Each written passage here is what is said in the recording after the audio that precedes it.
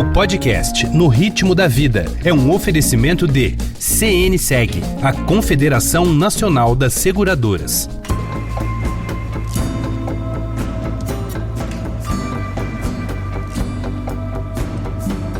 Bem-vinda, bem-vindo a mais um No Ritmo da Vida, o programa onde nós conversamos um pouco sobre tudo, assuntos muito sérios, assuntos pouco sérios, assuntos para você bater papo no fim da tarde, assuntos para você refletir durante a noite. O tema de hoje, com certeza, é muito sério e é para você refletir durante a noite. Nosso convidado é o presidente Michel Temer e nós vamos falar do Brasil daqui para frente. Nós estamos começando uma campanha eleitoral que tem tudo para ser muito complicada e muito complexa, uma campanha eleitoral extremamente polarizada e com uma polarização que interessa, como sempre, aos dois lados que estão polarizados. Então eles vão fazer o que puderem para liquidar qualquer chance de uma terceira via, e isto leva o Brasil para um 2027 extremamente difícil. Presidente Michel Temer, mais uma vez, muito obrigado por participar no Ritmo da Vida. E como é que a gente vai enfrentar esse enrosco que começa agora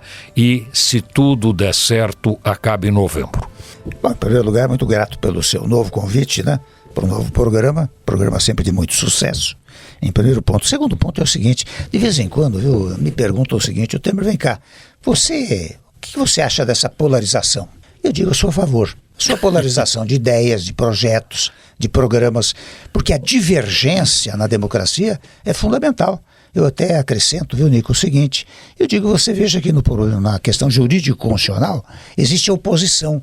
Oposição é dos regimes democráticos. Para que existe oposição? No plano jurídico-constitucional, não é? É para ajudar a governar. Por que ajuda a governar? Porque ela critica, fiscaliza, contradita, não é? Observa, não é? É para impedir o poder absoluto de quem está no poder. Portanto, polarização de ideias, eu sou a favor. Agora, eu faço uma pequena distinção. O que há no Brasil não é polarização de ideias, é radicalização de posições. As pessoas se radicalizaram. E aqui eu tomo a liberdade de apresentar um documento. O documento é o seguinte: houve uma época no Brasil que o nós era muito organizado e com muita militância, não é verdade? E logo depois, mais adiante, o eles se organizou também com uma militância. Isso acabou dividindo os brasileiros. Você sabe, até eu conto um episódio, Nico, há tempos atrás, esteve comigo no escritório um colega advogado. Ele me disse: Temer, você conhece meu irmão, também advogado. Ele foi almoçar sábado em casa, não chegou na sobremesa, porque ele tem uma posição política, eu tenho outra. Ele foi embora antes da sobremesa. Estou dizendo isso da divisão de famílias. Mas há divisões de brasileiros, há divisão de corporações, há divisão até de poderes, não é? Divisão negativa. Então, esta chamada radicalização é que prejudica o país. E eu tomo a liberdade de dizer que isto contraria a Constituição brasileira. O que é a Constituição? É o nosso estatuto, né? Claro. Eu, de vez em quando, Nico, eu faço palestras para certos setores, várias empresas, etc. Eu digo, olha aqui, cada um de vocês, na sua empresa, tem um estatuto. Se cumpre o estatuto, a empresa vai bem. Se não cumpre o estatuto, a empresa vai mal. Tem uma sociedade que a ciência política convencionou denominar Estado, que tem um estatuto, que é a Constituição, é a lei magna do país. Se você descumpre a Constituição, a sociedade vai mal, não é? E por que é que eu digo isso? Porque, na verdade, tratando desse tema da radicalização, a Constituição determina a solução pacífica de controvérsias. E não é o que nós temos no Brasil. Nós temos uma solução guerreada de controvérsias, não é verdade? Então, só para fazer essa pequena introdução, eu acho, volto a dizer, polarização de ideias, eu sou a favor. Eu, eleitor, eu quero saber o que você, Nico, como presidente da República, candidato, vai fazer pelo país. Eu digo, conheço o projeto, de quem é o dono desse projeto? Estou de acordo. É o Nico. Então eu voto no Nico. Percebe? Hoje não, você tem palavras arestosas, palavras agressivas de ambos os lados, que eu percebo, como as pessoas também são inteligentes, os que assim se comportam, eles têm interesse nessa radicalização. Porque se a radicalização cair, precisa apresentar projeto. E daí talvez fique um pouco mais complicado. Eu diria isso, principalmente no Congresso Nacional, que lamentavelmente você conhece o Congresso muito melhor do que eu, indubitavelmente 300 vezes melhor do que eu, mas eu diria que nós estamos com um Congresso que perdeu um pouco a noção do que é ser um parlamentar. Você concorda com isso ou não? Sabe o que é interessante? Eu até faço uma pequena observação. Você sabe, quando eu cheguei na Constituinte, foi meu primeiro mandato, eu tinha uma visão elitista da representação popular, né? Tanto que eu cheguei lá, viu, Nico? Eu era professor de direito constitucional, né? Eu olhei os colegas que estavam lá, aí eu disse, mas como é esse pessoal vai reconstituir o Estado? Com que competência, né? Mas um dia eu fui convidado, eu conto sempre esse episódio, eu fui convidado por um deputado aqui de São Paulo, lá do Fundão, um bairro bem distante aqui da capital, não é? Por uma churrascada na casa dele, uma região muito pobre. E lá havia cerca de 2.000 brasileiros. Quando eu fui lá, eu disse, interessante, quem consegue vocalizar o que este pessoal pensa é ele, não sou eu. Eu consigo vocalizar a classe média, classe jurídica, né? Mas a vocalização destes brasileiros é ele quem faz. E eu aprendi na prática o que é a representação popular. Por que eu digo isso? Porque é interessante, o Congresso, de qualquer maneira, as pessoas que estão lá, não foram levados por uma sentença divina, foram levados pelo voto popular, né? Aliás, a única figura que tem poder no nosso sistema, autoridade, é o povo. Você vê, eu fui presidente da República, eu era autoridade constituída. Ora, e todas as autoridades são constituídas. Se são constituídas é porque alguém as constituiu. Quem as constitui? É quem tem poder. Quem tem poder? É o povo. É o que diz a Constituição. Ora bem, você chega lá, as pessoas pensam que chegaram por outras razões, não é? E daí, isso é muito fruto, lamento dizê-lo, né? Mas muito fruto das redes sociais, né? As redes sociais acho que tumultuaram um pouco a concepção de política, a concepção de país.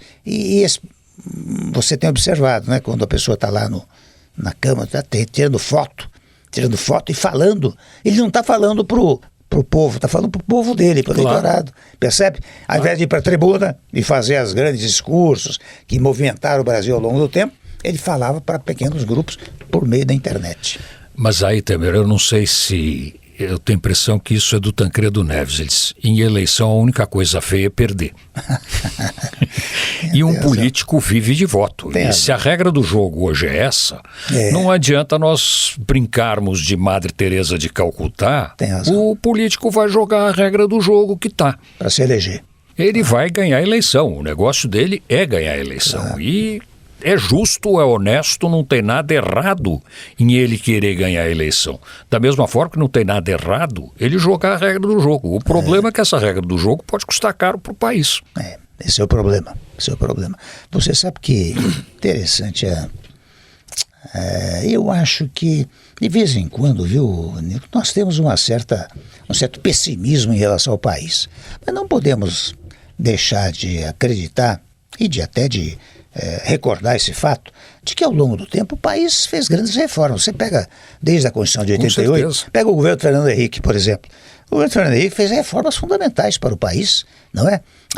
Eu conto sempre uma coisa óbvia, né? Você, naquele período, quando queria um número telefônico, se inscrevia, esperava 2 anos e quando recebia ainda declarava nem poder ainda, né? Hoje você precisa fugir da oferta de telefones celulares. Fruto do quê? Fruto da quebra do monopólio de comunicações. Com certeza. Não é? Você, no gás canalizado, navegação de cabotagem, o conceito de empresa de capital nacional, você sabe que na Constituição originária de 88, só era empresa de capital nacional aquela constituída por capitais nacionais, dirigida por nacionais. A reforma de 94, 95, eu era líder do meu partido, na época, presidente era o Fernando Henrique, ele propôs a modificação do conceito, ou seja, passou a ser empresa de capital nacional, aquela que, embora tenha capital estrangeiro, embora dirigidas por não nacionais, se constituída de acordo com as leis brasileiras, era empresa de capital nacional. Isso atendia ao fenômeno da globalização, não é verdade? Então nós tivemos reformas, tivemos crescimento no país, né, que poderia ser muito maior, se não houvesse muitos aspectos eleitoreiros, não eleitorais, eleitoreiros, né?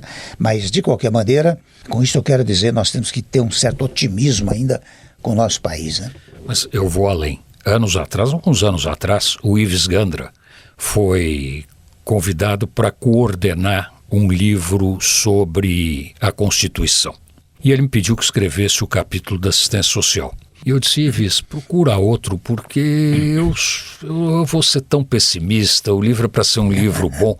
Ele disse: não, estude o assunto e escreva. E eu sou um fã incondicional do que aconteceu no Brasil no capítulo da assistência social e da saúde pública. Em 1927, nós não tínhamos nada. Nós não tínhamos uma lei, nós não tínhamos uma regulamentação, nós não tínhamos coisa nenhuma. Hoje em dia, o INSS, por mais xingado que seja, atende pelo menos 70% da população brasileira bem.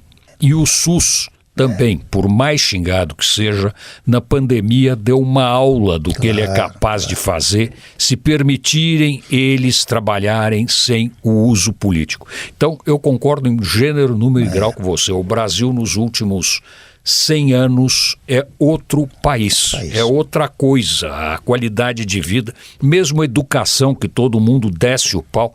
Se a gente for olhar o que era 1960... Claro.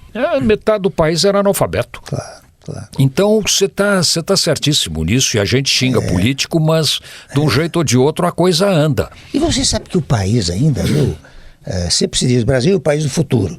Eu continuo dizendo, no Brasil é país do futuro ainda. Sabe por quê? Eu ouvi, Mas você colocou uma coisa muito interessante. Você não disse do futuro, você disse com futuro. Com futuro. São coisas muito diferentes. Eu ouvi há pouco tempo, eu indico a autoria, porque a ideia não foi minha, foi do Marcos Troijo. Ele deu uma entrevista, ele disse: olha aqui, daqui a 20 anos mais ou menos, o mundo terá mais 2 bilhões de habitantes. Imagina uma nave espacial chegando aqui, despejando 2 bilhões de pessoas que vão precisar se alimentar, vão precisar sobreviver. E ele diz o seguinte: você pega a China, a Índia, por exemplo, cada um tem 1 bilhão e 500 milhões de habitantes. E ele até brinca, a Índia não tem muita água. Se o indiano tomar mais um copo d'água, vai faltar água na Índia. Ele diz: qual é o país que tem maior número de água doce no planeta? É o Brasil. Qual é o país que tem o maior número de terras agriculturáveis no mundo? É o Brasil. Então, o país, que já é um semiceleiro do mundo, ele pode ser um celeiro completo do mundo. Por isso que o agronegócio, e aqui eu toco num tema interessante, viu, Nico, você sabe que nós temos muitos preconceitos aqui no Brasil.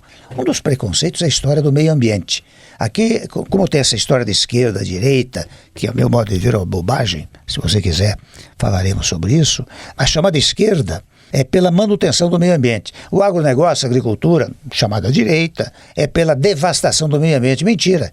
Eu tinha o Lairo Maggi como ministro da Agricultura e o Zé Sarney Filho como ministro do Meio Ambiente. Eu os reunia uma vez por mês, dizia: tem alguma faísca entre vocês? Se tivesse, apagava lá no meu gabinete. Mas nunca houve problema. Então, porque todos são responsáveis pelo meio ambiente. O que é preciso é compatibilizar a agricultura, o agronegócio, com a história da preservação do meio ambiente e não usá-la de maneira eleitoreira, né? Isso é péssimo para o país. Aliás, aqui eu quero fazer um parênteses, que é um elogio muito grande para você, feito pelo João Lara Mesquita, que é provavelmente um dos maiores especialistas em mar brasileiro. Isso. E o João diz com toda razão: o único presidente da República que até hoje se preocupou com o mar, e o mar é do tamanho do Brasil, se chama Michel Temer. Você sabe que o João Lara esteve até num momento em que eu assinei um decreto, porque nós aumentamos a área marinha, né? A preservação da área marinha, num dado momento, e ele até compareceu nesse gesto. E até uma curiosidade, compareceu uma nadadora americana com 82 anos, que mergulha até hoje. E ela contou o seguinte, que ela mergulha desde os 6 anos de idade. Ela disse: eu sou mais peixe do que mulher. Né? Porque nós aumentamos certas áreas de preservação marinha, né? Porque a alga marinha, isso o João Lara conhece muito mais do que eu, a alga marinha produz oxigênio e não consome. A floresta amazônica, por exemplo, ela produz oxigênio, mas consome. Então, aquela área que nós aumentamos enormemente nas ilhas de Trindade e São Paulo, teve uma repercussão estupenda, né? É claro que, como uma boa notícia, com a devida licença, nem sempre a imprensa dá relevo, né? Mas foi uma coisa importante que nós fizemos no nosso governo. E o João Lara Mesquita participou disso E eu tenho uma filha, Maristela, que é uma ambientalista muito amiga dele. Ambientalista também, pra valer, né? E eu me lembro quando terminei o meu mandato, os ambientalistas fizeram um jantar para mim, de homenagem ao meio ambiente. E você colocou mais uma coisa, o Brasil não só tem terras agriculturáveis, como o Brasil não precisa mais derrubar nenhuma árvore de floresta, porque nós temos todas as pastagens degradadas que podem, com as tecnologias modernas, serem reutilizadas para a produção de alimentos sem precisar derrubar um pau de floresta amazônica. Mas outro dia eu li uma matéria, escrita por um americano, evidentemente, não é assunto brasileiro, falando sobre a Amazônia. E ele colocava uma coisa que me fez refletir muito.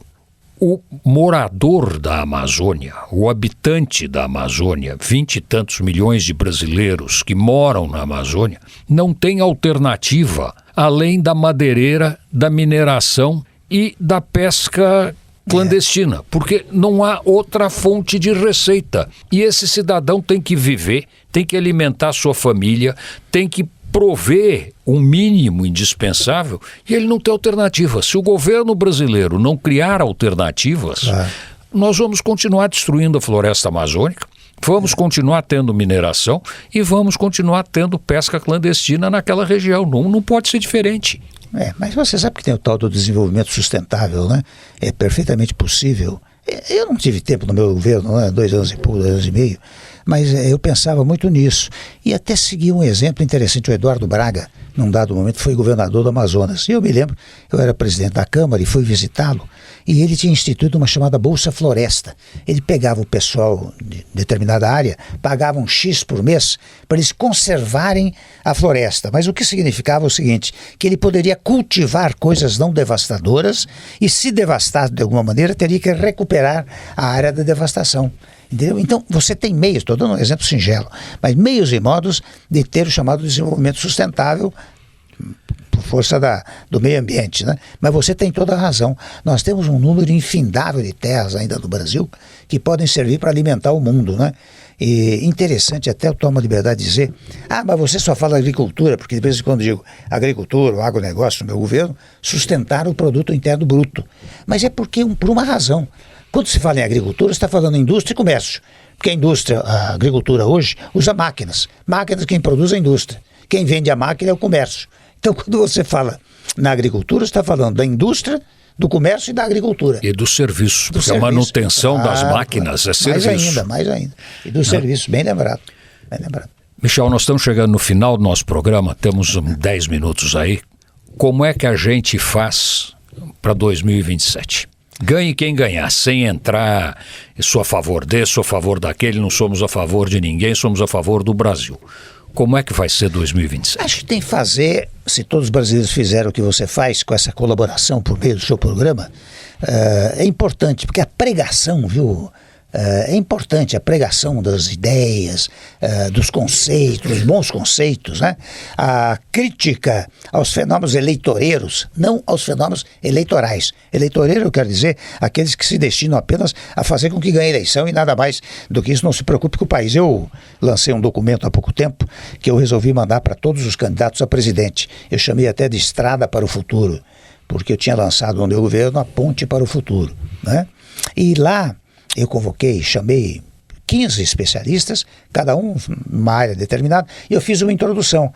E na introdução, Nico, eu digo o seguinte, olha aqui, a sugestão que eu faço é a quem for eleito ou reeleito, que nos primeiros 10 dias de governo, convoque os 2 outros poderes, convoque a sociedade civil, entidades, né? Convoque a oposição e diga, minha gente, vamos fazer um pacto aqui, pacto brasileiro, pacto republicano. Depois, como a eleição só tem em 2028, cada um segue seu caminho. Mas agora vamos dar um sentido de unidade ao país, porque isso tem uma repercussão interna formidável, que acaba com essa chamada radicalização, essa divisão que existe no Brasil. E segundo, tem uma repercussão internacional.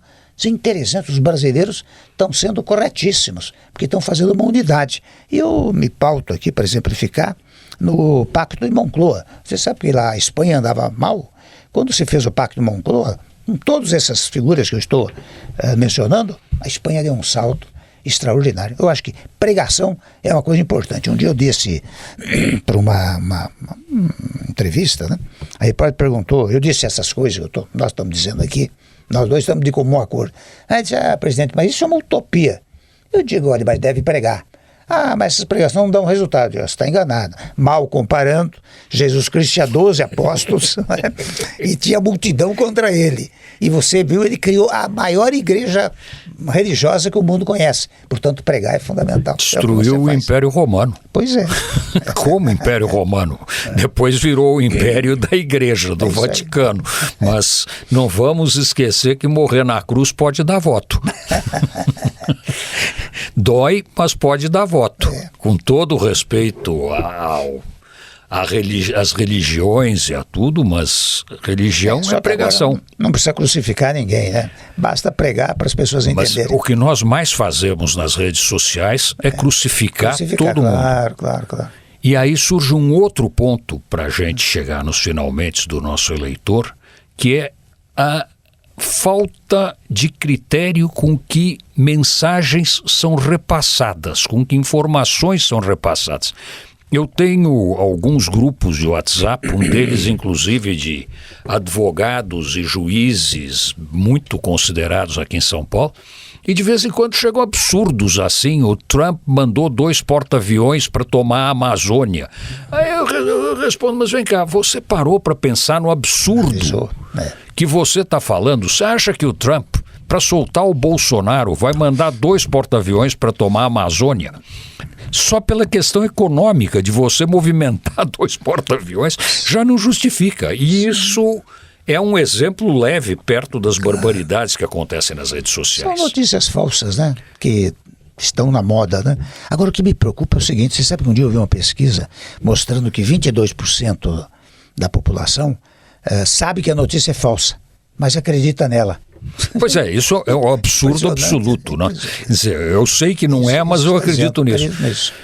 E só para a gente encerrar essa questão da radicalização, minha mulher é de Uberaba e de família de agronegócio e a maioria deles são de direita. Sim. A Marina, minha filha, que é uma advogada criminalista, passou a ser taxada de comunista por alguns deles, porque ela não concorda com o que o Bolsonaro fala. Quer dizer, então quando você coloca a família, você tem divergências que se tornaram irreconciliáveis, porque não há mais diálogo. Ou o diálogo não é produtivo, né? É interessante, o diálogo inteiramente passa a ser improdutivo. Naturalmente em alguns momentos, né? Mas isso não nos impede de dialogar, viu? Eu não mudo de posição ao longo do tempo. De vez em quando me dizem, porque às vezes dizem que eu sou muito cerimonioso, etc. E ao longo do tempo, viu, Nico, dizer, Temer, vem cá, você precisa mudar seu jeito. Eu digo, rapaz, do jeito que eu sou, eu cheguei onde cheguei, não vou mudar nada. Se deu certo assim, eu não vou andar de sandália Havaianas e bermuda, com certeza. Um conselho para o nosso ouvinte, para o nosso seguidor, em relação à eleição. Como é que ele deve se portar diante dessa campanha? Exija projetos. Primeiro, saiba o que aquele em quem você vai votar, ou quer votar, vai fazer. Depois, analise se você está de acordo com o que ele vai fazer, não é?